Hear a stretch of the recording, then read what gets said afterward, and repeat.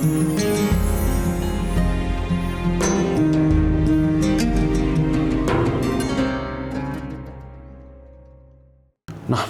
ونصلی ونسلم علی سیدنا و مولانا محمد رسول النبی الامین المقین الحنین الکریم الرؤوف الرحیم، اما بعد، اعوذ باللہ من الشیطان الرجیم، بسم اللہ الرحمن الرحیم۔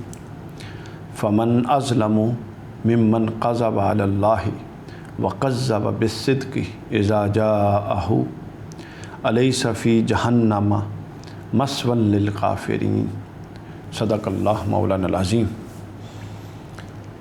سب ٹی وی کی سحری ٹرانسمیشن قرآن اور رمضان سب کے ساتھ میں ہوں آپ کا میزبان علی وقار قادری، اور آج ہم بفضلہ تعالی 24ویں پارے کا 24ویں روزے کو کچھ نہ کچھ اس کا بیان، اس کے مضامین کا بیان آپ لوگوں کی خدمت میں پیش کریں گے۔ اور ہمارا طریقہ کار آپ لوگوں کے سامنے ہے کہ پہلے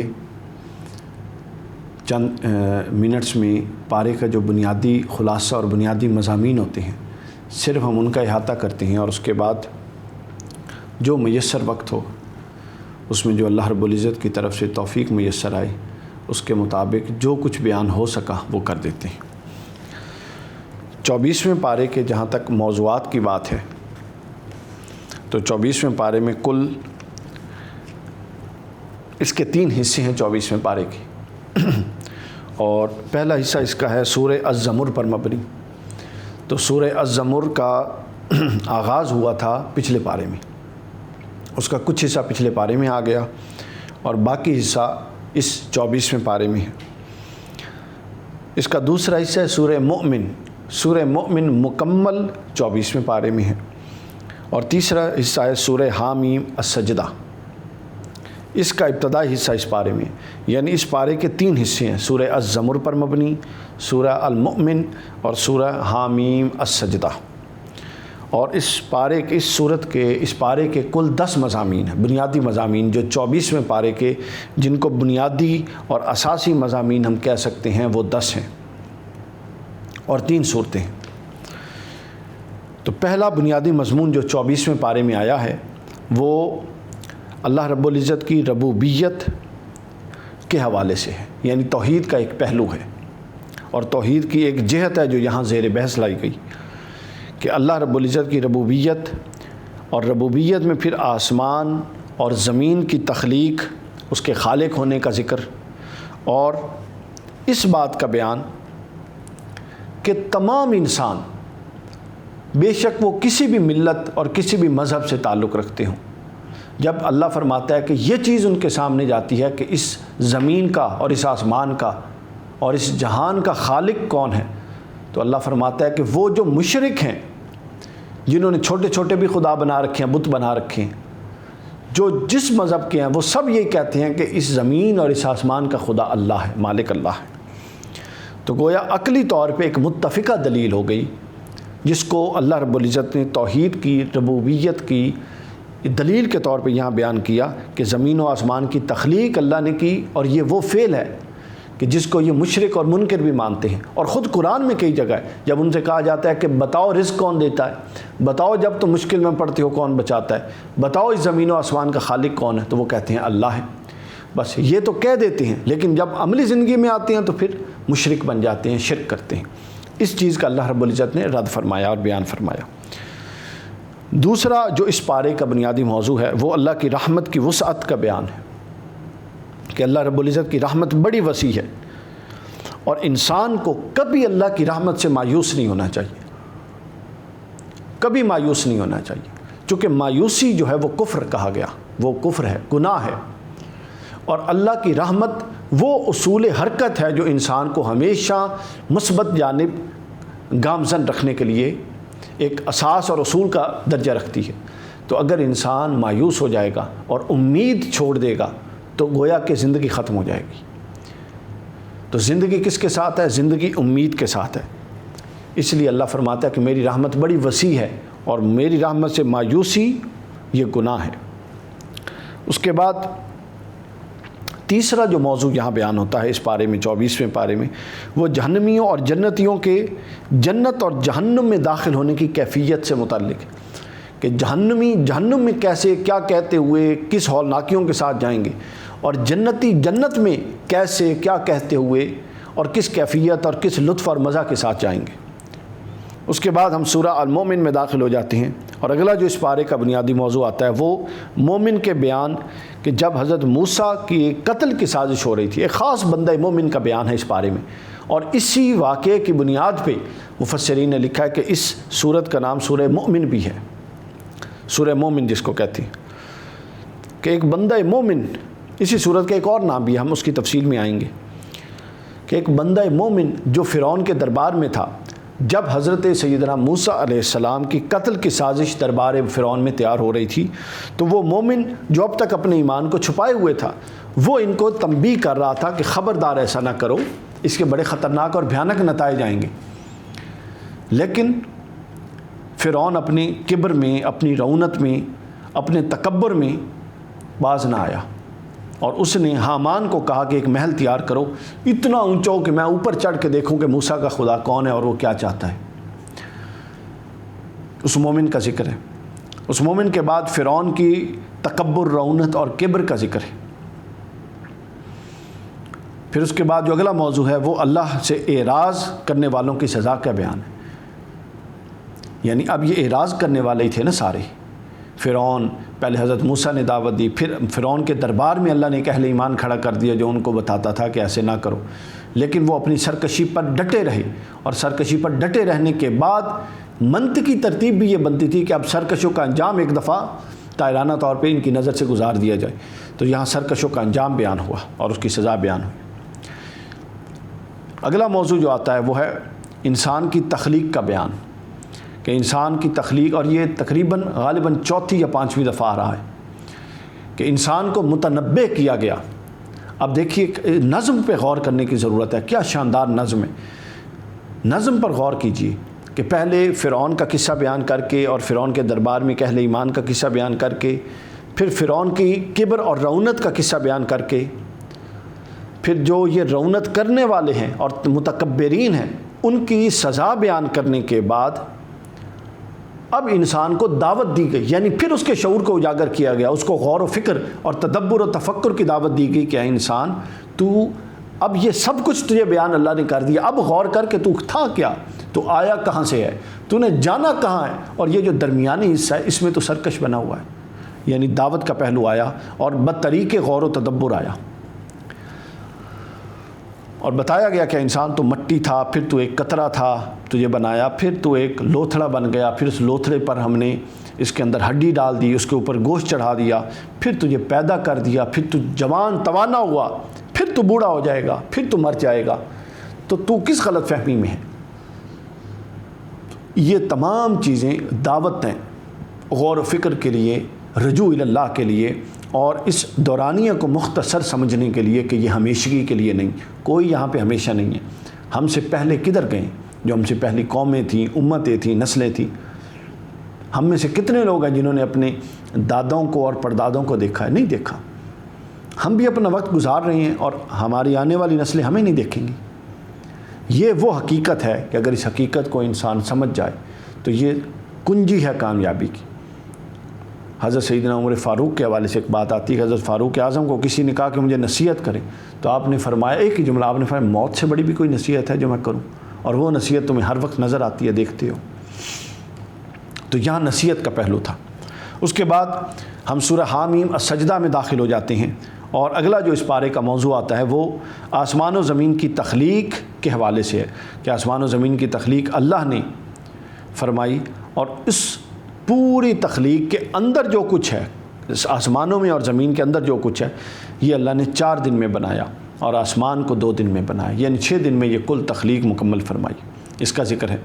اس کے بعد کافروں کی شرارت کا ذکر ہے کہ وہ حضور نبی اکرم صلی اللہ علیہ وآلہ وسلم اور قرآن مجید کی تلاوت، جب حضور اپنی دعوت دیتے اور لوگوں کو دعوت دیتے اور قرآن کی تلاوت کرتے تو یہ شور مچاتے، اور اس شور کا مقصد یہ ہوتا کہ حضور علیہ السلام کی دعوت کما حق کو پہنچے نہ اگلے تک، تاکہ اگلا غور نہ کرے۔ دعوت کا حق ہونا تو واضح تھا سب پر، ہٹ درمی تھی، دشمنیاں تھیں، خاندانی تعصب تھا، بہت ساری وجوہات تھیں جس کی بنیاد پہ ایمان نہیں لائے۔ تو قرآن مجید نے بتایا کہ یہ جب اے محبوب آپ دعوت دیتے ہیں یا کوئی قرآن پڑھتا ہے تو یہ اس کو شور کرتے ہیں کہ اگلا نہ سنے، اور ان کی اس بات پر اللہ رب العزت نے اس کی تنبیہ فرمائی اور رد فرمایا اور غضب کا اظہار فرمایا۔ اور آخری موضوع جو اس پارے کا ہے وہ ہے داعی کا بیان، کہ ایک دعوت دینے والا کیسا ہونا چاہیے، اس کے اوصاف کیسے ہونے چاہیے، اس کا اسلوب کیسا ہو، وہ بات کیسے کرے، اس کو بات کرتے ہوئے اگلے کے مزاج کا لحاظ رکھنا چاہیے، اس کو بات کرتے ہوئے اگلے کے علم کا اور عقل کا لحاظ رکھنا چاہیے، اس کی سطح کیا کیا ہے اس کا لحاظ رکھنا چاہیے، اگلے کے مقدسات جو مقدس چیزیں ہیں جس کا وہ احترام کرتا ہے جس کو دعوت دی جا رہی ہے اس کا لحاظ رکھنا چاہیے۔ ہمارے ہاں اللہ ماشاء اللہ اکثر داعی اس چیز سے آ رہی ہیں، ہم کفر سے بات شروع کرتے ہیں، فلاں کافر فلاں کافر فلاں کافر، اور کفر پر بات ختم کرتے ہیں جس کی وجہ سے دعوت غیر مؤثر ہے۔ تو یہ 24ویں پارے کے بنیادی مضامین تھے جو ہم نے بیان کر دیے، اور یہ کل 10 مضامین تھے۔ اب ہم 24ویں پارے کے کچھ تفصیلی مضامین کی طرف جاتے ہیں۔ پہلا مضمون جو اب ہم قطع نظر صورتوں کے براہ راست پارے کے اندر جائیں گے، اور جو پہلا مضمون ترتیب وار آتا رہے گا ان کو بیان کریں گے۔ تو پہلا مضمون جو قرآن مجید کے اندر اس پارے میں آتا ہے 24ویں پارے میں، وہ کائنات انسانی میں کل جو انسان بستے ہیں ان کی 2 قسموں کے متعلق ہے، کہ اللہ فرماتا ہے کل کائنات میں جتنے انسان ہیں وہ اللہ کے ہاں 2 قسم کے ہیں۔ یہاں بے شک جتنی قسمیں ہو، 100 سینکڑوں ہزاروں قسمیں ہم بنا لیں، اللہ کے ہاں 2 قسمیں ہیں، اور ایک قسم اس میں ہے مومن کی اور ایک قسم اس میں ہے کافر کی۔ مومن وہ ہے جو اللہ کی کہی ہوئی ہر بات کو مانتا ہے، اور کافر وہ ہے جو اللہ پر جھوٹ باندھتا ہے اور قرآن اور رسول صلی اللہ علیہ وسلم کی تکذیب کرتا ہے۔ مومن کا ٹھکانہ جنت ہے اور کافر کا ٹھکانہ دوزخ ہے۔ اور مومن انبیاء تمام انبیاء کی دعوت کو مانتا ہے، اور کافر انبیاء کی تکذیب کرتا ہے اور ان کی اتباع نہیں کرتا۔ تو یہ 2 طبقے ہونا پہلے بیان کر دیا، اور دونوں طبقوں کے جو کچھ بنیادی خصوصیات بیان کر دی، اور دونوں طبقوں کا انجام بیان کر دیا۔ یہاں یہ موضوع ختم ہو گیا مختصراً۔ اس کے بعد اگلا موضوع جو اس پارے میں آیا وہ بڑا ہی شاندار، بڑا ہی خوبصورت، اور خاص طور پہ رمضان کی ان راتوں میں یہ موضوع بہت ہی حسین اور شاندار، توبہ کے حوالے سے یہ موضوع ہے۔ اللہ نے فرمایا کہ اللہ کے اپنے کچھ فضل ہیں بندوں پر، رحمت اور فضل ہے جو اللہ نے بندوں پر کر رکھا ہے۔ اس فضل میں سے 3 فضل اللہ نے یہاں بیان فرمائے۔ کیا خوب فضل ہے، اس کے ہزاروں کروڑوں لاکھوں فضل ہیں۔ اس کی شان ہے کہ وہ پھر ان جتنی وہ رحمت اور فضل فرماتا ہے اس کا ہمیں ادراک دینے کے لیے، تاکہ ہم شکر گزار بنیں اور اس سے کما حق و مستفید ہو سکیں، بیان بھی فرماتا ہے۔ تو پہلا جو فضل اس نے بیان فرمایا کہ بندوں پر اللہ کا خصوصی فضل یہ ہے کہ وہ خطا کاروں کو، مجرموں کو، گناہ گاروں کو، کبائر کرنے والوں کو، سب کے لیے توبہ کا دروازہ کھلا رکھتا ہے، بند نہیں کرتا۔ یہ اللہ فرماتا ہے میرا سب سے بڑا فضل ہے اپنی انسانیت پر اور قوم پر اور امت پر انسانیت پر۔ اللہ کا بطور خالق و مالک اور بندوں کا بطور عبد اور محکوم جو اللہ کا سب سے بڑا فضل ہے وہ یہ ہے کہ وہ آخری درجے تک اپنی بارگاہ میں کامل رجوع، اور رجوع بھی ایسا کہ جو دھو دے سب کچھ، اس کا دروازہ بند نہیں کرتا۔ اس کو توبہ کہتے ہیں۔ یہ اللہ نے فرمایا میرا پہلا فضل ہے۔ پھر اس کے بعد دوسرا فضل فرمایا کہ پھر دوسرا فضل یہ کہ محض دروازہ نہیں کھلا رکھتا، واہ کیا خوب بیان ہے، دروازہ بھی نہیں کھلا رکھتا، بلکہ پھر اس دروازے کی طرف آنے کے لیے یعنی رجوع کرنے کی دعوت بھی خود بار بار دیتا ہے۔ اللہ نے فرمایا یہ میرا دوسرا فضل ہے، یعنی میں دروازہ بھی کھلا رکھ کے بیٹھا ہوں، پھر اس دروازے کی طرف آنے کے لیے بار بار متنبہ کر رہا ہوں کہ آ جاؤ آ جاؤ آ جاؤ۔ تاخیر ہو رہی ہے، کبھی ڈرا کے بلاتا ہوں، کبھی اپنے محبوب کے ذریعے بلاتا ہوں، کبھی کائنات ارض و سماوی کی تخلیقات پر غور و فکر کی دعوت دے کر بلاتا ہوں، کبھی گزشتہ کاموں کے قصے بیان کر کے بلاتا ہوں، کبھی کامیاب لوگوں کے قصے بیان کر کے بلاتا ہوں، کبھی ناکام لوگوں کے قصے بیان کر کے بلاتا ہوں۔ گویا کہ یہ پورا قرآن، یہ جو ہمارے ہاتھ میں ہے جس کی ہم درس لے رہے ہیں، یہ پورا قرآن کیا ہے؟ اللہ کا بلاوا ہے۔ انداز مختلف ہیں، اسالیب مختلف ہیں، مناہج مختلف ہیں، زاویے مختلف ہیں، اسلوب ایک ہے، مقصد ایک ہے، غایت ایک ہے، غرض ایک ہے، اور وہ غرض کیا ہے کہ اللہ نے فرمایا کہ وہ غرض میرا فضل ہے کہ میں بندوں کو بلاتا ہوں کہ وہ میری طرف رجوع کریں. یہ اللہ کا دوسرا فضل. پھر اللہ کا تیسرا فضل آیا کہ وہ گناہ گاروں کو فرماتا ہے کہ پھر میں مایوس بھی نہیں کرتا اور امید قائم رکھتا ہوں اپنی فضل اور رحمت کے ذریعے. یعنی میں مایوس نہیں کرتا کہ اب چلو بس چلے جاؤ تم تو اتنے بڑے گناہ گار ہو. نہیں، جو جتنا بڑا گناہ گار آتا ہے میری رحمت سب سے وسیع ہے، یعنی کسی کو مایوس نہیں کرتا. تو یہ اللہ نے اپنے 3 فضل بیان فرمائے. کیا خوب توبہ کا دروازہ کھلا رکھنا، پھر توبہ کے لیے بار بار رجوع کے لیے دعوت دینا، اور پھر مایوس نہ کرنا، امید سے قائم رکھنا. اللہ نے فرمایا کہ اے محبوب فرما دیجئے کہ اے میرے بندوں جنہوں نے اپنے اوپر زیادتی کی ہے اور تم اللہ کی رحمت سے مایوس مت ہو جاؤ، بے شک اللہ سارے گناہ معاف کر دے گا اور معاف فرمانے والا ہے. بے شک وہ بے حد بخشنے والا انتہائی مہربان ہے. یہ موضوع توبہ کے دروازے کے حوالے سے، توبہ کے لیے دعوت دیے جانے کے حوالے سے اور توبہ کی امید ہمیشہ قائم رکھنے کے حوالے سے اللہ کے فضل کے 3 پہلو بیان ہوئے. یہ موضوع یہاں پر ختم ہوتا ہے. اس کے بعد اگلا موضوع جو اس پارے میں آ رہا ہے وہ مومن اور کافر کے مختصر احوال ہیں. چونکہ پہلے اللہ نے 2 اقسام بتا دی نا، اوپر اس پیارے کے آغاز میں بتایا کہ جہاں پر جتنی قسمیں ہوں، اللہ کے ہاں 2 قسمیں ہیں بندوں کی، مومن اور کافر، ماننے والا اور منکر. تو اب یہاں پہ ان ماننے والے اور منکر کا پھر بدل کے اسلوب، درمیان میں ایک اور موضوع لائے اللہ کے فضل اور توبہ کے حوالے سے. اب پھر وہ اس طرف موضوع جا رہا ہے کہ بندوں کو توبہ اور انابت کی دعوت دینے کے بعد اب یہ صورت قیامت کے مختلف مناظر پیش کر رہی ہے کہ جب اللہ پر جھوٹ بولنے والوں کے چہرے سیاہ ہوں گے اور سور پھونکا جائے گا، سب اللہ کے حضور پیش ہو جائیں گے اس سور کے نتیجے میں. تو زندگی کا حساب ہوگا. پھر کافروں کو کھینچ کر دوزخ کی طرف لایا جائے گا اور اہل تقویٰ کو جنت میں داخل ہونے کی دعوت دی جائے گی. انداز دیکھیے تکریم کا، یعنی ایک طرف جو منکرین ہیں ان کی عزت بھی نہیں ہوگی، عزت ہی اصل شے ہوتی ہے، عزت بھی نہیں ہوگی، ان کو کھینچ کر جہنم میں پھینکا جائے گا اور مومن کو دعوت دی جائے گی کہ وہ جنت میں آئیں اور فرشتے ان کا استقبال کریں گے اور انہیں سلام کہیں گے، سلام کے ساتھ ان کو ویلکم کریں گے اور وہ اللہ کی حمد کرتے ہوئے اپنے مسکن میں جنت میں پہنچ جائیں گے. تو مختصر احوال مومن و منافق کا بیان کیا اور یہاں پر یہ صورت ختم ہو جاتی ہے، سورہ الزمر. اس کے بعد سورہ غافر شروع ہوتی ہے اور یہ قرآن مجید کی مکی صورت ہے. یہ اسی صورت کو سورہ المؤمن بھی ہم نے پہلے جو خلاصہ اس میں المؤمن کہا، اسی کا ایک نام سورہ غافر بھی ہے. یہ مکی صورت ہے مومن. اس کی 82 آیات ہیں، 9 رکوع ہیں اور اس کا نام جو سورہ مومن ہے وہ اس لیے ہے کہ اس میں ایک قصہ آتا ہے مومن کا، مختصر قصہ حضرت موسیٰ علیہ السلام کے ضمن میں کہ فرعون کے دربار میں ایک شخص تھا، وہ مومن تھا، اس کا قصہ اس میں آ رہا ہے آگے. اس کی وجہ سے اس کو سورہ مومن بھی کہا جاتا ہے. اب اس صورت کا جو مرکزی مضمون ہے، اس صورت کو اگر آپ بار بار اس سے گزریں تو اس صورت کا ایک مرکزی مضمون سامنے آتا ہے. یعنی تمام دلائل جو نظم کیے گئے ہیں ان سے ایک بنیادی اساسی اصول ثابت ہوتا ہے. یہ قرآن مجید کا ایک اسلوب ہے اور اس پارے سے، اس صورت سے، سورہ غافر سے جو 24ویں پارے میں ہے، جو مرکزی مضمون ثابت ہوتا ہے وہ قرآن کی حقانیت، وہ حق و باطل اور ہدایت و ضلالت کے درمیان مارکا جو ہے یہ ہمیشہ جاری رہے گا. یہ مضمون ہے. یعنی کبھی یہ نہیں ہو سکتا کہ حق ہو اور باطل نہ ہو اور باطل ہو اور حق نہ ہو. ہمیشہ حق بھی رہے گا اور ہر دور میں باطل بھی صورتیں بدل کے رہے گا اور ہمیشہ حق اور باطل نبرد آزما رہیں گے. یعنی حق جو ہوتا ہے وہ اس کا حق ہونا ہی یہ ہے کہ وہ باطل کے ساتھ کمپرومائز نہیں کرتا. تو جب کمپرومائز نہیں کرے گا تو پھر سٹینڈ ہوگا. تو جب سٹینڈ ہوگا تو اس سے پھر اختلاف اور مخاصمت ہوگی اور لڑائی اور جھگڑا ہوگا اور مارکا ہوگا. اور یہ قرآن کہتا ہے کہ یہ اللہ کا فضل ہے، فضل عظیم ہے اور اللہ کی سنت ہے کہ وہ حق و باطل کا مارکا ہمیشہ قائم و دائم رکھتا ہے. اور قائم و دائم کیوں رکھتا ہے؟ وہ اس لیے رکھتا ہے کہ ہر دور کے اہل حق اور ہر دور کے اہل باطل وہ الگ الگ کر کے نکھر کے سامنے آتے جائیں تاکہ آخرت میں آسانی ہو ملائکہ کو جنت و جہنم میں بھیجنے کے لیے.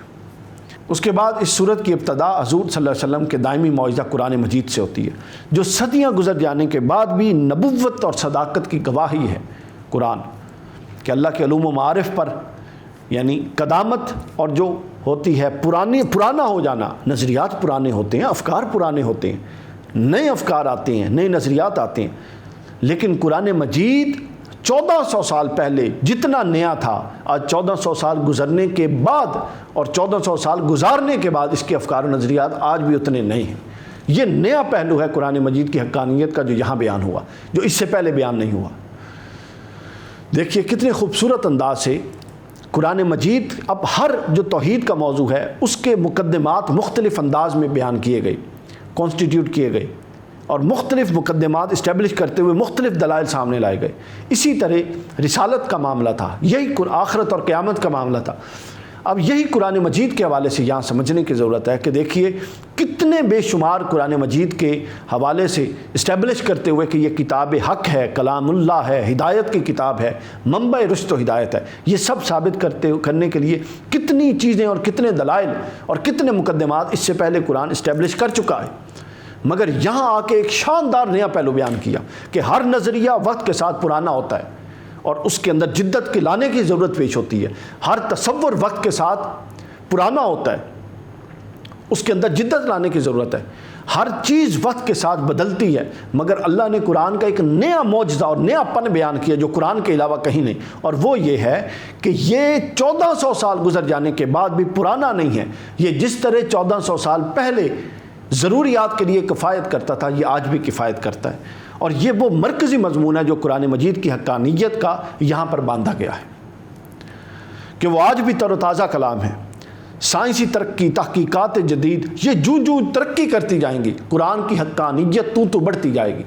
دیکھیے مورس بوکائے کی کتاب، مغرب میں بہت ساری کتابیں ہم لکھی گئی، کیا اس سے پہلے یہ لکھی گئی؟ جو سائنس ترقی کر رہی ہے تو اس کے جو اکتشافات ہیں وہ لوگوں پر ہوتے جا رہے ہیں اور قرآن کی طرف رجوع بڑھتا جا رہا ہے۔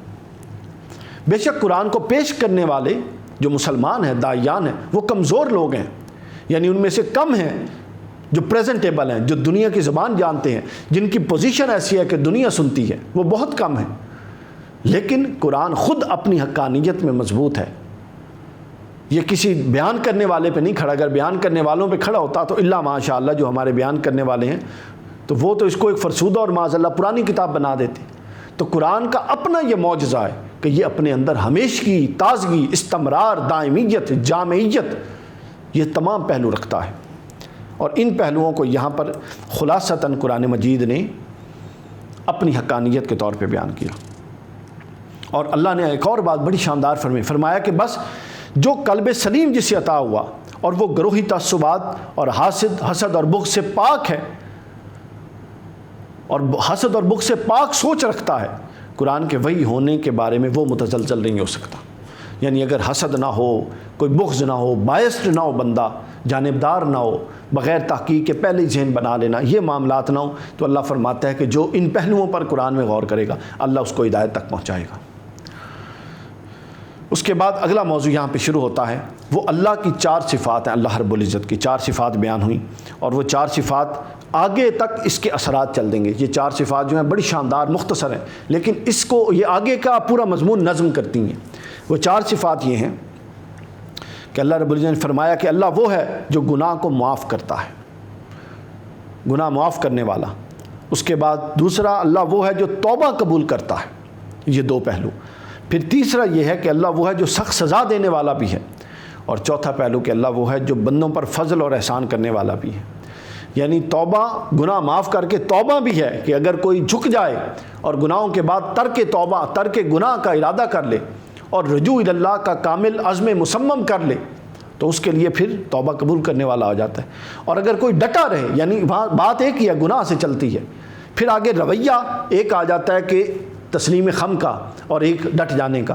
جہاں تسلیم خم کا آئے وہاں قرآن کہتا ہے کہ وہ توبہ قبول کرنے والا ہے، اور جہاں تسلیم خم کا نہ آئے، ڈٹ جانے کا آئے، وہاں قرآن کہتا ہے کہ یہ سخت عذاب دینے والا ہے اللہ، اور اپنے بندوں پر فضل و احسان کرنے والا ہے۔ یعنی اللہ کی خواہش نہیں، اللہ نہیں چاہتا کہ عذاب دے۔ ہاں اگر کوئی خود ڈٹ جائے اور کنویں میں گرنے کے لیے ہے تو پھر اللہ نے چونکہ عقل دی ہے، صلاحیت دی ہے، اہلیت، تمیز دی ہے صحیح اور غلط کی، تو پھر اللہ رب العزت نہیں بچاتا کہ وہ صلاحیت کو بروئے کار ہی نہیں لالا، تو اللہ نے تو صلاحیت دے دی تھی۔ تو یہ 4 پہلو اللہ کی صفات بیان ہوئی ہیں، توبہ، گناہ معاف کرنے والا، توبہ قبول فرمانے والا، سزا دینے والا، اور بندوں پر فضل و احسان کرنے والا۔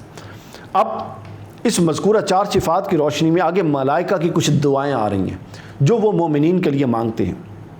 اور وہ فرشتے کون ہیں؟ وہ عرش کو حملۃ العرش جن کو کہتے ہیں وہ ہیں، اور عرش کا احاطہ کیے ہوئے ملائکہ، یہ سب اللہ کی حمد و تسبیح کرتے ہیں، اور حمد و تسبیح کے ساتھ اللہ فرماتا ہے یہ مومنین کے لیے دعائیں بھی کرتے ہیں۔ اور وہ دعا کیا کرتے ہیں؟ وہ دعا یہ کرتے ہیں کہ اللہ اے ہمارے رب تیری رحمت اور علم ہر چیز کو اپنے احاطے میں لیے ہوئے، اللہ کی حمد و ثنا، اس کے علم کی وسعت، اس کی رحمت کی وسعت بیان کرتے ہیں، اور پھر کہتے ہیں کہ پس تو مغفرت فرما دے ان کی جو توبہ کرنے والے ہیں۔ یعنی گناہ کے بعد دو رویے میں نے بتائے پیش آتے ہیں، تو یہ پہلے رویے والوں کے لیے دعا کرتے ہیں کہ جو ڈٹتے نہیں ہیں، کہ باری تعالیٰ ان کی مغفرت فرما دے جو توبہ کرنے والے ہیں اور تیری راہ کی اتباع کرنے والے ہیں، اور انہیں دوزخ کے عذاب سے بچا لے۔ تفصیل دعا، اور اے باری تعالیٰ تو انہیں بھی ان کے دائمی باغات میں داخل فرما جن کا تو نے ان سے وعدہ فرمایا ہے، اور ان کے آبا اور ان کی بیویوں اور ان کی اولادوں میں سے جو نیک ہوئے جنہوں نے تیری اتباع کی ان کو بھی اس کے ساتھ جنت میں داخل فرما، اور بے شک تو ہی غالب ہے اور حکمت والا ہے، اور ان کو عذابوں سے بچائے رکھ، اور جسے تو نے اس دن عذاب سے بچا لیا تو بے شک تو نے اس پر بڑی مہربانی فرمائی، اور یہ بڑی کامیابی ہوگی۔ یہ پوری ملائکہ کی دعائیں بیان ہو گئیں۔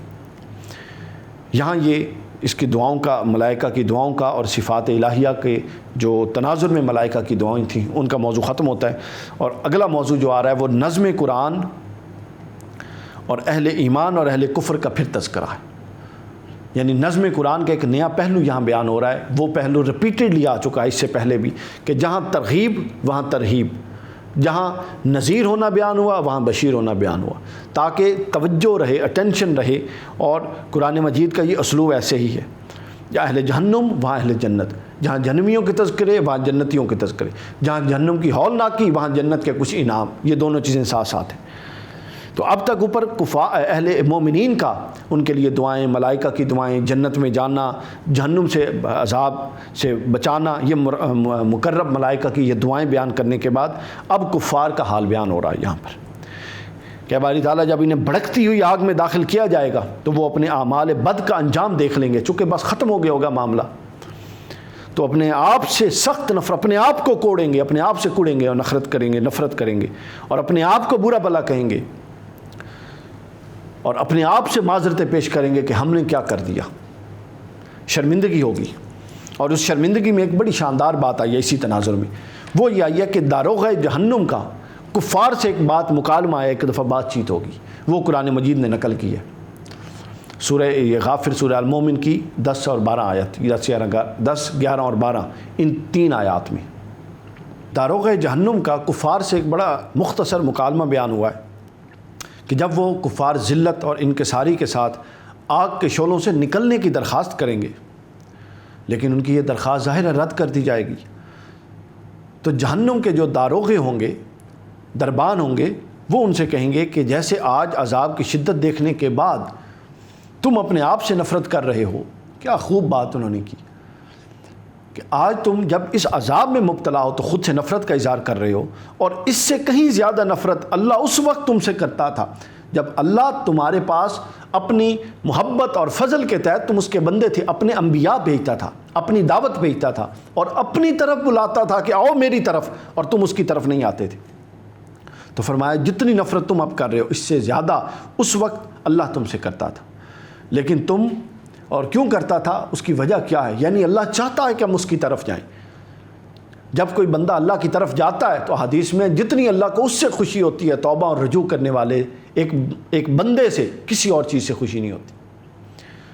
تو انہوں نے کہا کہ جب تمہیں وہ بلاتا تھا اور تم نہیں جاتے تھے تو اس سے وہ اتنا غضبناک ہوتا تھا اور وہ تم سے نفرت کرتا تھا جتنا کہ آج تم خود سے کر رہے ہو، اور تم تکبر میں پڑے رہے اور سرکشی میں پڑے رہے اور ایمان قبول کرنے سے انکار کرتے رہے۔ یہ مختصر مکالمہ بیان ہوا۔ یہاں پر یہ نظم قرآن اور اس کے تحت اہل ایمان اور اہل کفر، اور پھر داروغہ جہنم کی کفار کے ساتھ یہ مختصر بات، یہ موضوع ختم ہوتا ہے۔ یہاں ایک نیا موضوع اس کے بعد آ رہا ہے، اور وہ ہے کفار کے تذکرہ میں فرعون کو کفار کا نمائندہ بنا کے اللہ رب العزت نے ذکر کیا، یعنی قصہ موسیٰ و فرعون تھوڑا سا آیا، لیکن الگ قصے کے طور پہ نہیں آیا۔ کفار کے ذکر کے ضمن میں نمائندہ کفار فرعون کو بنایا اور نمائندہ ایمان حضرت موسیٰ کو بنایا، اور اس قصے کو بیان کر دیا، اس واقعے کو یا جو دعوت ہے اس کو بیان فرما دیا، کہ ظلم اور سرکشی کے کردار کے طور پہ اللہ فرعون کو لایا، اور ایمان کے کردار کے طور پہ اللہ حضرت موسیٰ کو لائے، اور یہ حقیقت اللہ رب العزت سمجھانا چاہتے تھے کہ اے لوگوں غور کرو کہ موسیٰ حق پر تھا، ہم نے اس کو کامیاب کر دیا، اور فرعون باطل تھا، متکبر تھا، ہم نے اس کا انجام کیا کیا، وہ غرق ہو گیا، دریا میں غرق ہو گیا۔ کیا تمہارے لیے یہ کافی نہیں ہے کہ جو اتنی مثالیں بیان کی جا رہی ہیں؟ یہ بیان کیا۔ اس کے بعد اگلا جو موضوع آ رہا ہے وہ بندہ مومن کا ذکر ہے، جس کی وجہ سے اس سورت کو سورہ مومن کہا گیا۔ اور وہ بندہ مومن کون تھا؟ یہ ایک شخص تھا جو دربار فرعون میں رہتا تھا لیکن مومن تھا، حضرت موسیٰ پر ایمان لا چکا تھا۔ تو جب حضرت موسیٰ علیہ السلام کو قتل کرنے کے مشورے ہونے لگے تو یہ صاحب ایمان انسان حضرت موسیٰ کے دفاع میں کھڑا ہو گیا، اور اس نے کہا کہ خبردار ایسا نہ کرو، تم ایک اس شخص کا خون بہا رہے ہو، اور محض اس وجہ سے بہا رہے ہو جو یہ کہتا ہے کہ میرا اللہ رب ہے، رب میرا اللہ ہے، اس وجہ سے تم اس کا خون بہا رہے ہو، ایسا ہرگز نہ کرو۔ اور وہ اس کا قصور یہ ہے کہ وہ تمہارے پاس روشن دلائل اور واضح نشانیاں لے کر آیا ہوا ہے۔ لیکن فرعون اپنی بات پر اڑا رہا، اور اس نے حکماً اور جبراً، مطلق العنان تھا چونکہ، جبراً اپنی بات کو مسلط کر دیا اور کہا کہ نہیں، حضرت موسیٰ کو کسی صورت رعایت نہیں دی جا سکتی، اور قتل موسیٰ سے کم پر وہ راضی نہیں تھا۔ تو یہ اس نے بات بیان کر دی۔ اس کے بعد رجل مومن جو تھا، وہ مومن انسان جو تھا، اس کی تقریر جو اس نے دعوت دی، بات چیت کی، جو اس نے تنبیہ کی حقیقت میں کہ حضرت موسیٰ علیہ السلام کے قتل کی طرف ہاتھ نہ بڑھاؤ، یہ تنبیہ جو تھی فرعون نے جب سنی تو فرعون کو ایک خطرہ لاحق ہو گیا کہ کہیں میرے درباری اس سے متاثر نہ ہو جائیں، اور اس کی بات کے اندر جو وزن ہے وہ اس کو سمجھ نہ جائیں۔ تو انہوں نے کیا کیا؟ اس نے پہلے تو اپنا فیصلہ سنا دیا کہ ہوگا وہی جو میں کہہ رہا ہوں۔ پھر اس نے کہا کہ یہ جو بندہ مومن کر رہا تھا اس کا استہزاء، مذاق اڑانا شروع کر دیا تاکہ کوئی اس کی بات کی طرف توجہ نہ دے، اس کا مذاق اڑایا، استہزاء کیا اس کے ساتھ، اس کی تحقیر کی۔ اور اس کے بعد اپنا جو وزیر تھا حامان، اس کو حکم دیا کہ میرے لیے ایک بلند و بالا عمارت بناؤ، بہت اونچی عمارت، میں اس عمارت پر چڑھ کے دیکھوں تو صحیح کہ موسیٰ کا خدا کہاں ہے، کتنا اونچا ہے۔ یہ اس کی عقل کا عالم تھا کہ وہ عمارت بنوا رہا تھا تاکہ اس عمارت کے اوپر چڑھ کے دیکھے کہ حضرت موسیٰ کا خدا کہاں پر ہے۔ تو فرعون کے استہزاء اور تمسخر کے باوجود بندہ مومن نے اپنا بیان جاری رکھا، قرآن کہتا ہے اپنا بیان جاری رکھا، اور جو حق بات تھی وہ کر دی۔ لیکن ظاہر ہے وہ تو فرعون تھا، اس نے حق بات کو قبول تو نہیں کرنی تھی۔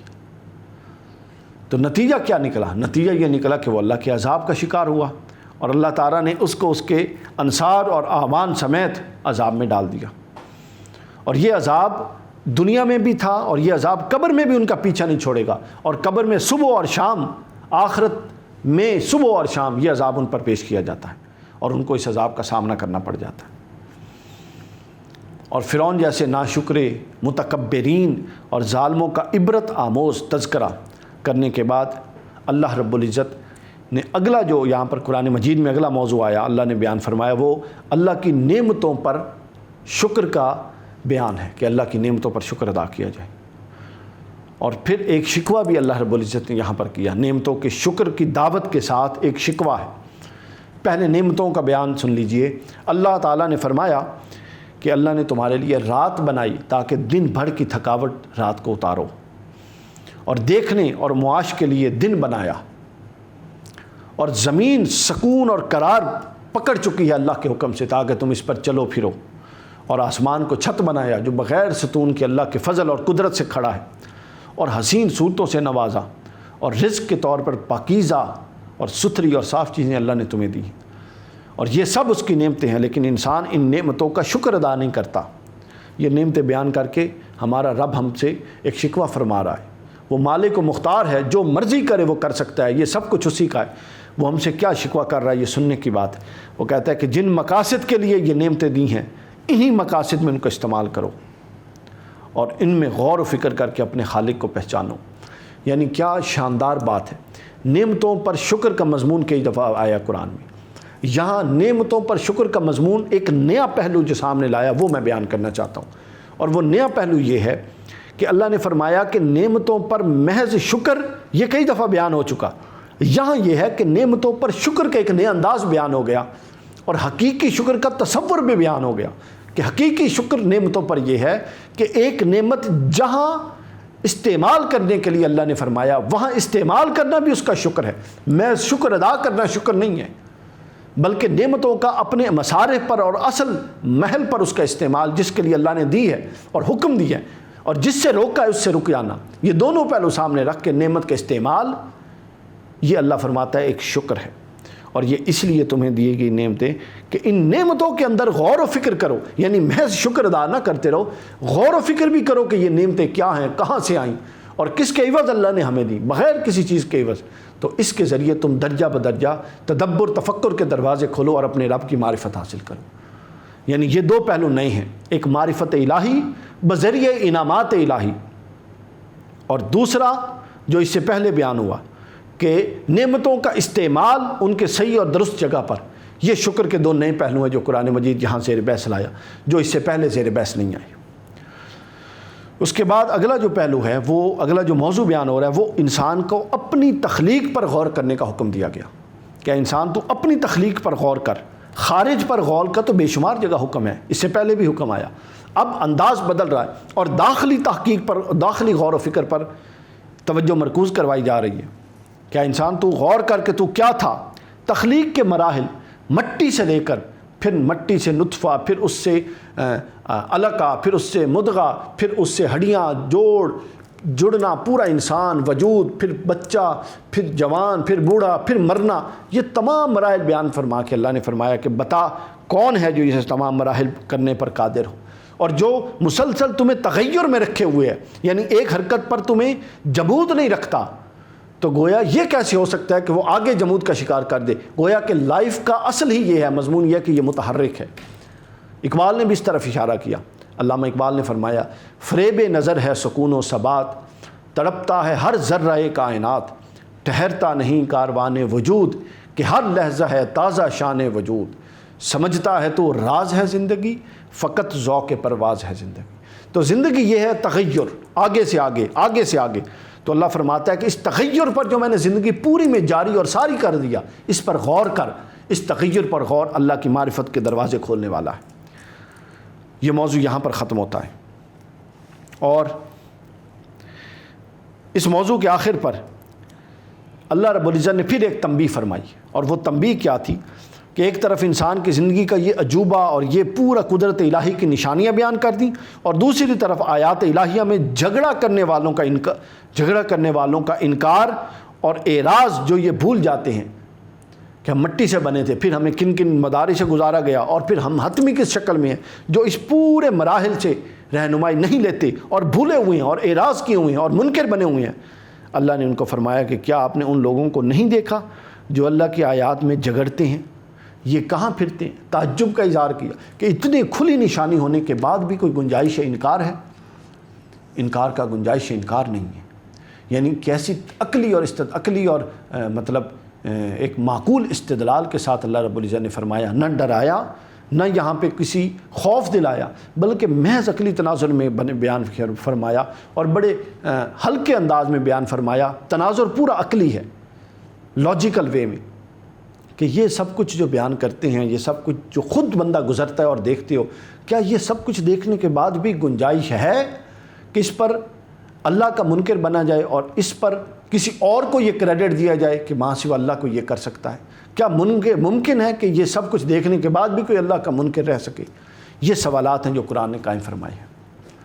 اس کے بعد اگلا جو یہاں موضوع آ رہا ہے، نیا موضوع جو اس پارے میں ہے، اس 24ویں پارے میں، وہ ہے حضور علیہ الصلوۃ والسلام کو اور آپ کی امت کو، امت مسلمہ کو صبر کی تلقین، اور ہلاک شدہ اقوام جو پہلے گزر چکی ماں سبق، جو قوموں کے قصے بیان ہوئے ہیں، ان سے سبق اور حکمت حاصل کرنے کا بیان، کہ ان قوموں کو اپنی ظاہری قوت، شان و شوکت اور مادی وسائل پر بڑا ناز تھا، اللہ فرماتا ہے، تو انہوں نے انبیاء کے معجزات، ان کی صداقت، ان کی نشانیوں کا انکار کیا۔ یعنی جو پہلو زیر بحث ہے وہ یہ ہے کہ مادی قوت یا طاقت یا وسائل کا آ جانا یہ مانع حق نہیں ہونے چاہیے۔ یہ چیز بہت زیادہ قرآن زیر بحث لایا، یہ بہت زیادہ قرآن زیر بحث لایا کہ مادی وسائل اور یہ مادیت اور روحانیت، یہ دو الگ راہیں ہم نے بنا دی ہیں، جبکہ یہ دو الگ راہیں نہیں بلکہ ایک ہی شخصیت کے یہ دو الگ پہلو ہو سکتے ہیں، کہ ایک بندہ بیک وقت مادی حوالے سے بھی ترقی کرے میٹیریلسٹک وے میں بھی آگے بڑھے اور وہ بیک وقت روحانی حوالے سے بھی ترقی کرے. تو قرآن نگیٹ کرتا ہے اس تصور کو کہ یہ کوئی تصور نہیں ہے کہ اگر تم مادی حوالے سے مضبوط ہو تو یہ لازمی ٹھہر جائے کہ اب تم روحانی حوالے سے اور خدا کے منکر ہوگے اور ناشکر ہوگے اور گناہ گار ہوگے. یہ دو چیزیں ایک جگہ نہیں ہیں. یہاں سے یہ صورت ختم ہو جاتی ہے سورہ المؤمن اور ہم صورت حامیم السجدہ میں داخل ہو جاتی ہیں. یہ مکی صورت ہے, اس میں 54 آیات ہیں, اس کے 6 رکوع ہیں اور اس میں چونکہ سجدہ تلاوت ہے اس لیے حامیم السجدہ بھی کہتے ہیں اس صورت کو. تو اس صورت کا آغاز حروف مقطعات سے ہے. حامیم اس کے حروف مقطعات, یہ ان 2 حروف سے اس کا آغاز ہے. اور ایسی قرآن میں 7 صورتیں ہیں جن کا آغاز ان 2 حروف سے ہے, ان 2 حروف کے ساتھ ہے. تو ان 2 حروف کے ساتھ جو صورتیں ہیں ان کو حوامیم سبعہ بھی کہتے ہیں. حوامیم سبعہ. حضرت عبداللہ ابن مسعود نے ان صورتوں کو قرآن کا حسن قرار دیا, اور یہ صورتیں جس ترتیب سے مصحف میں یعنی قرآن میں موجود ہیں یہ اسی ترتیب سے نازل ہوئی تھی. یہ ان کی خاصیت ہے. اور وہ جو حوامیم سبعہ ہیں وہ کون سی ہیں؟ سورہ مومن, سورہ حامیم السجدہ, سورہ الشورى, سورہ الزخرف, سورہ الدخان, سورہ الجاسیہ اور سورہ الاحقاف. یہ 7 صورتیں. اس صورت میں یہ کتاب, اس صورت کا آغاز قرآن مجید سے ہوا. چونکہ ایک عام اسلوب ہے, ہم کئی دفعہ بیان کر چکے ہیں کہ جہاں حروف مقطعات سے آغاز ہو وہاں پہلا موضوع جو زیر بحث آتا ہے وہ قرآن مجید کی حقانیت کے حوالے سے آتا ہے. یہاں یہ آیا کہ یہ کتاب اس ہستی کی طرف سے نازل شدہ ہے جو بے حد مہربان نہایت رحم فرمانے والی ہے. اور اس صورت کے احکام واضح ہیں, یعنی مبہم نہیں ہیں, محکم ہیں, کلیئر ہیں. ان کے اندر کسی طرح کا ابہام نہیں ہے, اس کے اندر کسی طرح کا التباس, اشتباہ, احتمالات نہیں ہیں. جو عقائد ہیں یعنی جن چیزوں پر حقیقی اور اصولی جواب دی ہے وہ واضح ہیں, کھول کے بیان کر دی گئی ہیں. باقی علمی, اعتمالی, فکری, نظریاتی, غور و فکر سے متعلق تو 1000 چیزیں ہیں, لیکن جن چیزوں پر اصل جواب دہ ہے یہ سمجھنے کی بات ہے. جن چیزوں پر اصل جواب دہ ہے انسان, جن چیزوں پر آگے مدار ہے ہدایت کا, جن چیزوں پر بخشش کا مدار ہے وہ بالکل واضح کلیئر ہیں, اس کے اندر کوئی دوسری جائے نہیں ہے. قرآن نے ان کو کھول کے بیان کر دیا. اس کے بعد مشرکین کا رویہ, یعنی یہ کھول کے قرآن آیات کو بیان کر رہا ہے, اس پر مشرکین کا جو رویہ ہے وہ فضول گوئی پر مبنی قرار دیا گیا کہ وہ عجیب و غریب تضحیک آمیز جملے اللہ رب العزت, اللہ کی آیات, اللہ کے نبی, اللہ کے محبوب, پھر کبھی ملائکہ کے حوالے سے ایسی عجیب عجیب جملے بیان کرتے تھے. وہ بیان بھی نہیں کیے جا سکتے. اللہ رب العزت نے حضور نبی اکرم صلی اللہ علیہ وسلم کو ایک حکم فرمایا اور فرمایا کہ محبوب ان کی ہذیان گوئی کو چھوڑ دیں, یہ جو کہتے ہیں اس طرف توجہ نہ فرمائیں, بلکہ آپ اپنی مقدس اور مطہر شخصیت ان کے سامنے رکھیں اور اپنی بعثت کا جو مقدس مقصد ہے وہ ان کے سامنے رکھیں, اور آپ فرما دیجئے کہ بے شک میں فرشتہ نہیں ہوں, میں انسان ہوں, بشر ہوں اور بشری تقاضے رکھنے والا ہوں, مگر مجھ پر اللہ کی وحی آتی ہے. پھر وہی پہلو جو میں بار بار بیان کر رہا ہوں, بشریت, افضلیت, بشریت اور نبویت, یہ پہلو زیر بحث آتا ہے, بار بار آتا ہے کہ انکار نبوت کا جو بنیادی 5 6 7 بنیادی وجوہات اگر پورے قرآن سے ہم نکال لیں, باقی چیزوں کو چھوڑ دیں, تو قرآن مجید میں 5 6 بنیادی اگر وجہ نکالیں تو ان میں سے ایک وجہ قرآن یہ قرار دیتا ہے کہ وہ رسولوں کو صرف اس لیے نہیں مانتے تھے کہ وہ بشر ہیں, چونکہ ان کی توجہ بشریت کے پہلو پر ہوتی تھی, افضلیت کے اعلیٰ علو مرتبت کے پہلوؤں پر نہیں ہوتی تھی. تو یہ ایک نفسیات ہے, اس نفسیات کا رد ضروری ہے. لہٰذا علماء فرماتے ہیں کہ جو بشریت کا پہلو ہے اس کا محض اقرار کرنا چاہیے اور افضلیت کے پہلو پر اصرار کرنا چاہیے, کیونکہ سارا کا سارا دین اللہ کے رسول کے ذریعے ملتا ہے. یہ خود قرآن, اس کے قرآن ہونے کی دلیل کیا ہے؟ حضور نبی اکرم صلی اللہ علیہ وسلم نے فرمایا یہ قرآن ہے, صحابہ کرام مانتے گئے یہ قرآن ہے. تو گویا رسول پر تو پورا دین کھڑا ہے. اللہ نے سورہ یونس میں کیا فرمایا تھا؟ فَقَدْ لَبِثْتُ فِيكُمْ أُمَرًا مِّن قَبْلِهِ أَفَلَا تَعْقِلُونَ. جب انہوں نے انکار کیا تو اللہ نے فرمایا اے معبود آپ اپنی زندگی ان کے سامنے رکھیں. تو فرمایا کیا تم پاگل ہو, تم عقل نہیں رکھتے, شعور نہیں رکھتے؟ میں تمہارے اندر 40 سال گزار چکا ہوں, میرے 40 سال میں کوئی خامی ہے تو ٹھیک ہے میری دعوت میں نہ قبول کرو, اور اگر میرے 40 سال جو تم میں گزارے ہیں صبح و شام معاملات کیے, شادی کی, سب کچھ کیا, اگر میرے کسی معاملے میں کوئی نقص اور عیب نہیں تو پھر مان لو کہ میری دعوت بھی نقص سے مبرہ ہے. یہ موضوع یہاں پر ختم ہوتا ہے. اور مشرکین کے کفر اور شرک پر پھر اللہ کے تعجب کا اظہار اور کچھ جملے آئے ہیں. اس تعجب کے اظہار میں قوم عاد کا ذکر ہے، قوم سمود کا ذکر ہے، اور پھر عمومی ہدایات ہیں کچھ، اور آخر پہ استقامت کا ذکر ہے۔ قوم عاد کا ذکر کرتے ہوئے اللہ رب العزت نے فرمایا، یعنی مشرکین کے کفر پر تعجب کرنا تھا، تو اس تعجب کے لیے جن آیات اور جن اقوام کا انتخاب اللہ نے فرمایا وہ عاد اور سمود تھی۔ عاد کے حوالے سے فرمایا کہ یہ وہ لوگ تھے، اور نقطہ پھر وہی ہے کہ جس کے پاس تھوڑی ظاہری طاقت ہو وہ منکر ہو جائے، یہ کوئی بات عقلاً نہیں ہے۔ یعنی کیا مادی وسائل اور دنیاوی مقام و مرتبہ اللہ کی راہ میں اور اللہ سے ساتھ تعلق میں معنی ہے؟ یہ غلط تصور ہے، اس کی یہاں پر قرآن میں بار بار نفی کی گئی۔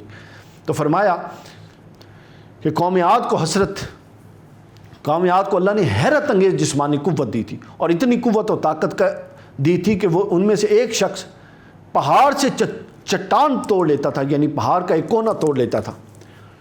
تو ان کو چاہیے یہ تھا کہ اللہ کی دی ہوئی اس طاقت پر اللہ کا شکر ادا کرتے، مگر وہ گھمنڈ میں آ گئے اور متکبر ہو گئے، تو نتیجتاً اس فخر کے نتیجے میں کیا ہوا؟ یہ کہنے لگے کہ ہم سے زیادہ کون طاقتور ہے۔ تکبر، شکر ختم تو تکبر آ گیا، تو ان کی حماقت اور نادانی پر تعجب کا اظہار کیا گیا، اور اللہ نے فرمایا کیا تم بھول گئے ہو کہ تمہاری طاقت کہاں سے آئی ہے، اس کا مصدر اور منبع کیا ہے؟ وہ اللہ رب العزت ہے۔ جب وہ بار بار اس پہ ڈٹے رہے تو پھر کیا ہوا؟ نتیجہ عذاب، اور وہ عذاب کیا تھا کہ پھر تیز ٹھنڈی ہوا ان پر مسلط کر دی گئی، اللہ کا عذاب، اور وہ مسلسل 7 دن تک چلتی رہی۔ جس طرح وہ متکبر اور انہوں نے ڈٹائی کا شکار ہوئے تھے، ان کو بے حیثیت کیڑے مکوڑوں کی طرح، خس و خاشاک کی طرح اڑا دیا گیا۔ 7 دن وہ ٹھنڈی ہوا چلتی رہی اور ان کو یوں پٹخ پٹخ پہ زمین پر مارتی کہ جس طرح کوئی بے وقت کیڑے ہوں۔ پھر اس کے بعد قوم سمود کا تذکرہ اللہ لایا ہماری ہدایت کے لیے، اور مشرکین اور منکرین کے کفر پر تعجب کے اظہار کے لیے عقلی دلائل کے ساتھ۔ اور قوم سمود کے حوالے سے بھی یہی بتایا کہ ان کو ہدایت گئی، نشانیاں، سب کچھ تھا، لیکن وہ گمراہی پر ڈٹے ہوئے تھے، ان کی آنکھوں پہ پردے پڑے ہوئے تھے۔ اور ایک دن وہ بھی اسی طرح ٹٹائی میں اپنی عیاشیوں میں مست تھے کہ ایک شدید قسم کی چنگاڑ آئی جس سے ان کے کان کے پردے پھٹ گئے، دل مبہوت ہو گئے، اور پھر ایک زلزلہ آیا، اور وہ زلزلہ اتنا شدید تھا کہ اس نے سب کچھ تہوبالا کر کے رکھ دیا۔ تو عاد و سمود جیسی سرکش اور عاد و سمود جیسی مالی وسائل والی قومیں اگر اللہ کے حضور اطاعت پر نہ آئیں تو وہ تباہ و برباد ہو جاتی ہیں۔ یہ یہاں پر بیان آیا۔ اس کے بعد یہ بیان یہاں پہ ختم ہوتا ہے، اور آخری موضوع اس پارے میں جو اب آ رہا ہے وہ مومن مخلص کا بیان ہے، کہ جب مومن مخلص کون ہوتا ہے، اور مومن مخلص کا ایک وصف یہاں بیان کر کے اس پارے کو ہم ختم کر دیں گے، اور وہ وصف کیا تھا؟ استقامت۔ اللہ فرماتا ہے مومن مخلص یہ ہوتا ہے کہ وہ ایک بار اپنے رب کو، اللہ کو رب کہہ دیتا ہے تو پھر زندگی بھر اس پر جم جاتا ہے، اس پر ڈٹ جاتا ہے، پھر اس سے ہٹتا نہیں۔ اور استقامت کے حوالے سے پھر یعنی وہ مستقیم ہو جاتا ہے، اس پر ڈٹ جاتا ہے، استقامت کے ساتھ ساری زندگی گزارتا ہے۔ اور استقامت کے حوالے سے صوفیاء نے بہت کچھ لکھا، احادیث میں بہت کچھ، پوری حیات نبوی اور حیات صحابہ اور حیات اہل بیت استقامت کا عملی مظاہرہ تھی۔ اور حضور صلی اللہ علیہ وسلم کی پوری حیات دیکھی، اور صوفیاء نے فرمایا کہ جو استقامت ہے یہ کرامت سے بھی اوپر ہے، بلکہ شریعت محمدی میں اصل کرامت ہی استقامت ہے کہ بندہ مستقیم ہو کے راہ ہدایت پر چلتا رہے، یہ اصل استقامت ہے، اور یہی اصل کرامت ہے۔ پھر آگے استقامت پر مزید اضافہ کر دیا، سبحان اللہ، فرمایا کہ اور پھر صاحب استقامت میں بھی اللہ کے نزدیک اور معزز تر اور عزیز تر وہ لوگ ہیں جو اخلاص اور حکمت بھی ساتھ رکھتے ہیں دعوت دیتے ہوئے۔ یعنی وہ استقامت والے تو ہیں مگر وہ اخلاص بھی رکھتے ہیں اور حکمت بھی رکھتے ہیں، اور اس کی راہ میں آنے والی تمام مشکلات برداشت کرتے ہیں۔ یعنی استقامت کے ساتھ اخلاص، اور اخلاص کے ساتھ پھر حکمت اور دانش مندی کہ دین کی بات، کوئی بھی معاملہ اس کو پریزنٹ کیسے کرنا ہے، یہ بڑی اہم چیز ہوتی ہے۔ اور پھر اس کے بعد آخر میں اللہ نے اس پارے کا اختتام پر آخری جو حکم دیا وہ یہ فرمایا کہ جو نیک عمل کرتا ہے سو وہ اس کے لیے ہے، اور جو برے عمل کرتا ہے سو اس کا وبال اس پر ہے، اور تیرا رب بندوں پر ظلم نہیں کرتا۔ یہ جو عذاب ہوگا وہ بندوں کا اپنے ظلم کے عوض بندوں پر ہوگا، اللہ رب العزت کی طرف سے نہیں ہوگا۔ یہاں پر یہ 24ویں پارے کا اختتام ہوتا ہے۔ ہم ان مضامین کی روشنی میں اللہ رب العزت کے حضور دعا کرتے ہیں کہ باری تعالیٰ ہمیں ان عبر اور ان نصائح سے کما حقہ نصیحت حاصل کرنے کی توفیق عطا فرمائے۔ اللہم صلی علی سیدنا مولانا محمد وعلی آلہ وصحبہ وبارک وسلم۔ باری تعالیٰ یہ جو گمراہ قوموں کے قصے جو تیری بارگاہ سے بھاگ گئیں، جو تیری بارگاہ سے جنہوں نے اطاعت کے لیے اپنا سر نہیں جھکایا، جو ہم نے یہ قصے پڑھے، جو قصے سنے، جو متکبرین کے قصے سنے، جو سرکش لوگوں کے، جو ظالم لوگوں کے قصے سنے، باری تعالیٰ ہمیں ان کی روش سے ہٹا دے اور ہمیں اطاعت کی، بندگی کی، تابعداری والی روش پر ڈال، اپنے انبیاء کی روش پر ڈال، اپنے صدیقین کی روش پر ڈال، اپنے شہداء، اپنے صالحین، اپنے اولیاء مقربین کی روش پر ڈال، چونکہ انہی کی روش پر کامیابی ہے، ان کی روش پر ناکامی ہے۔ باری تعالیٰ اپنے انبیاء کی دی ہوئی ہدایات پر عمل کرنے کی توفیق عطا فرما، حضور علیہ الصلوۃ والسلام کی سیرت پر عمل کرنے کی توفیق عطا فرما، آخرت کی ہولناکیوں سے محفوظ فرما، ایمان پر خاتمہ فرما۔ جو کچھ ہم نے یہاں پر قرآن مجید کے اندر جن چیزوں پر اللہ ہمیں دعوت دینے کی دعوت دے رہا ہے اور جن پر غور و خوض کرنے کی دعوت دے رہا ہے، اپنے آپ پر، باہر کے ماحول پر، ان تمام کو ہمارے لیے یوں باری تعالیٰ آسان فرما کہ ہم ان سے ہدایت قبول کرنے والے بن جائیں۔ ہماری وہ باطن کی آنکھ کھول دے کہ جو ہمیں ان سے جو ہدایت ان سے میسر آتی ہے وہ ہدایت ہمیں بھی میسر آ جائے۔ باری تعالیٰ قرآن مجید کو اپنے ظاہر پر، اپنے باطن پر، اپنے قلب پر، اپنے روح پر نافذ کرنے کی توفیق عطا فرما۔ قرآن کی تاثیرات ہمارے ظاہر و باطن پر عطا فرما، قرآن کی تاثیرات سے ہمارے ظاہر و باطن کو منور فرما۔ ربنا ظلمنا انفسنا وان لم تغفر لنا وترحمنا لنکونن من الخاسرین، لا الہ الا انت سبحانک انی کنت من الظالمین۔ صلی اللہ تعالی علی خیر خلق محمد وعلی آلہ وصحبہ وبارک وسلم۔ یہاں پر خواتین و حضرات ہم 24ویں پارے کا ہم نے اختتام کیا۔ اللہ رب العزت سے دعا ہے کہ ہمارے حال پر لطف و کرم فرمائے۔ کل انشاءاللہ 25ویں پارے کے ساتھ آپ کی خدمت میں حاضر ہوں گے۔ وما علینا الا البلاغ المبین۔